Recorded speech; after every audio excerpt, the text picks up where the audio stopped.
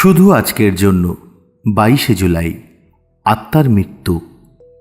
আমাদের জন্য নেশা করাটা মরে যাওয়ার মতোই একটা ব্যাপার, এবং সেটা সাধারণত একাধিক অর্থে মৃত্যু। বেসিক টেক্সট, পৃষ্ঠা নাম্বার 87।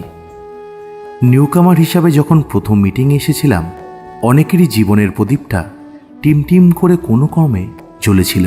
সেই একটুখানি শিখা হলো আমাদের আত্মা, যা কিনা টিকে থাকার চেষ্টা করছিল। নার্কোটিক্স অ্যানোনিমাস এই আত্মাকে যত্নের সাথে লালন পালন করল।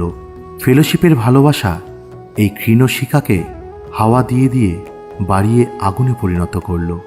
12 পদক্ষেপ ও অন্য আরোগ্যরত নেশারীদের ভালোবাসায় আমরা সম্পূর্ণ সজীব মানুষ হিসাবে বেড়ে উঠলাম।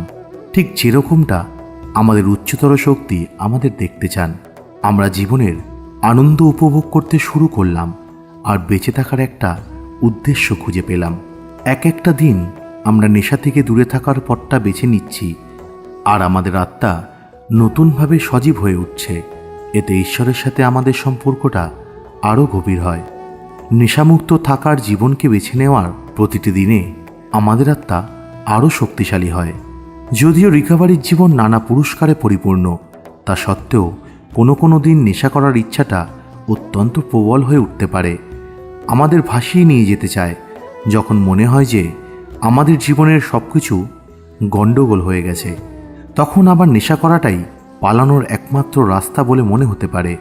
কিন্তু আমরা তো জানি যে নেশা করলে তার পরিণাম কি হবে। এত যত্ন করে বাঁচিয়ে তোলা আত্মার সম্পদ সব আধ্যাত্মিকতা হারিয়ে যাবে। আমরা আধ্যাত্মিক পথে অনেক দূর এগিয়ে গেছি, আবার নেশা করে ফেলে আমাদের আত্মাকে আর অপমান করার কোনো কারণই নেই। আমরা কত পরিশ্রম করে নিজেদের আত্মার দীপশিখাকে এত উজ্জ্বল করে তুলেছি, আজ আবার নেশা করে নেওয়ার জন্য সেই আলোটাকে নিভিয়ে দিলে অনেক বড় লোকসান হয়ে যাবে।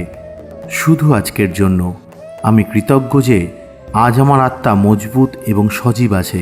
আজকে আমি নেশামুক্ত থেকে নিজের আত্মাকে সম্মান জানাবো।